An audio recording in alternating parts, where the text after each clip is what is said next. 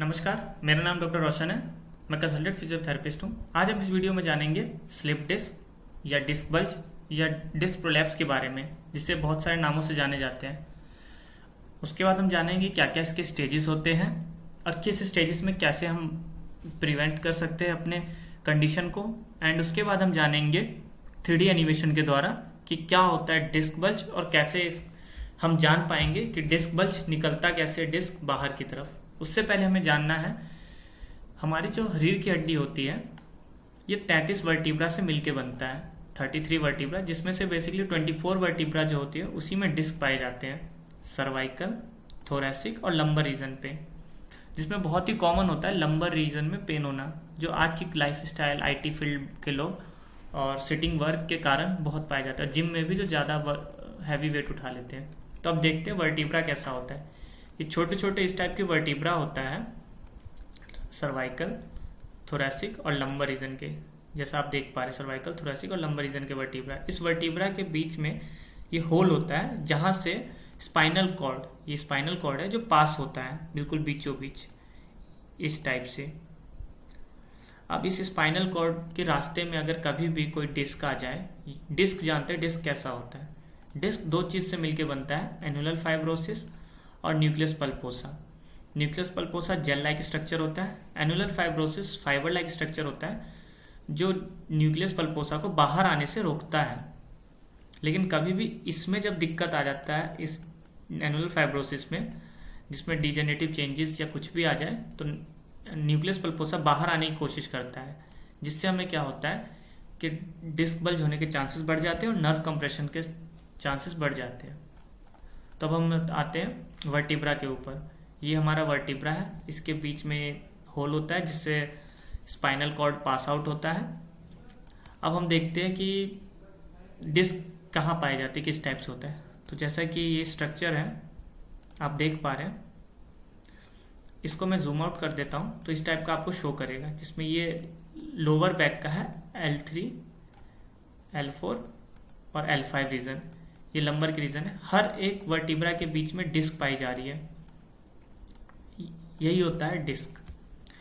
ये disc basically 4 stage में damage होता है, जिसमें से फर्स्ट स्टेज जो होता है जिसे डिजेनरेटिव चेंजेस कहते हैं हमें, इस स्टेज में कुछ नहीं होता ज़्यादा, बस नॉर्मली जो एनुलर फाइब्रोसिस होता है जैसे आप दिख रहे हैं, इसमें टीयर आ जाता है हल्का हल्का, इस टाइप से ब्रेकेज टाइप का आ जाता है हल्की सी, जो न्यूक्लियस पल्पोसा बाहर तो नहीं निकलता, बट इसमें हर्निएशन चेंजेस आ जाती है बिल्कुल माइल्ड सा। मैं कोशिश करता हूं दिखाने की आपको। ये है सेकंड स्टेज। फर्स्ट स्टेज में नॉर्मल क्रैक आ जाता है, सेकंड स्टेज में अंदर से न्यूक्लियस जो होता है वो बाहर आने की कोशिश करता है। एंड थर्ड स्टेज में क्या होता है कि ये बाहर आ ही चुका होता है इस टाइप से, और बाहर आके एनुलर फाइब्रोसिस को प्रॉपर ब्रेक कर देता है और बाहर आ जाता है। एंड फोर्थ स्टेज में क्या होता है, फोर्थ स्टेज में बाहर आके ये टुकड़ों टुकड़ों में बढ़ जाता है, जिसे सीक्वेस्ट्रेशन कहते हैं। अब हम हर स्टेज के बारे में थोड़ा थोड़ा जान लेते हैं कि किस स्टेज में हम कैसे बच सकते हैं। First stage disc degenerative changes. इसमें क्या है, नॉर्मल क्रैक्स रहता है जिसमें हम डेली एक्सरसाइजेस के बेसिस पे ही हम इसे ब्रेक कर सकते हैं और ये हमें ज़्यादा दिक्कत नहीं करेगा। Second stage prolapse stage.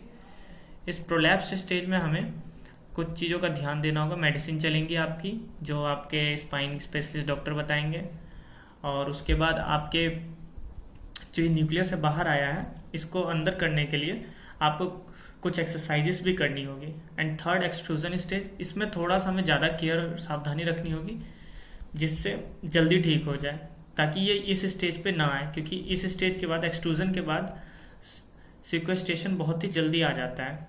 तो इसके लिए हमें क्या करना है, चलने में, सीढ़ी चढ़ने में, इस सब चीज़ों पर ध्यान देना है, और जितनी जल्दी हो सके आप अपने डॉक्टर से कंसल्ट करें इस स्टेज पे, या फिर MRI करवा के चेक।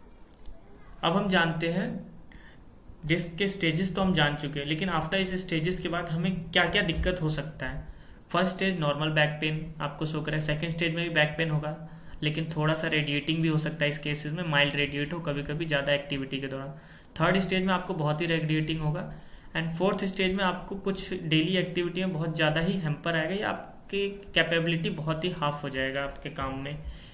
सीवियर केसेस होंगे, इसमें आपको रेडिएट बहुत ज़्यादा पेन होगा। अब हम जानते हैं ऐसा होता क्यों है। बेसिकली जो नसें डिस्क होता है ये बाहर आने के बाद नसों को दबाता है। अगर ये नसें दबने लग जाती हैं तो फिर ये जहाँ तक ये सप्लाई जा रहा है इस एरिया का सप्लाई, मान लीजिए आपका L4 L5 रीजन पे यहाँ पे हो गया डिस्क बल्ज, तो इस रीजन से जहाँ भी जा रहा हो पैरों के जिस भी पार्ट तक, उस पार्ट में हमें रेडिएटिंग पेन शुरू होना हो जाएगा और हमारी कंट्रोल इस मांसपेशियों की खो जाएगा। अब हम 3D एनिमेशन के द्वारा जानते हैं कि डिस्क बल्ज होते कैसे हैं। जैसा कि आप वीडियो में देख रहे हैं, ये 2 वर्टिब्रा है जिसके बीच में डिस्क है जो आ रहा है, और फिर ये जैसे इस पे प्रेशर पड़ता है तो ये बाहर की तरफ आने लग जाता है। इसे हम डिस्क बल्ज कहते हैं।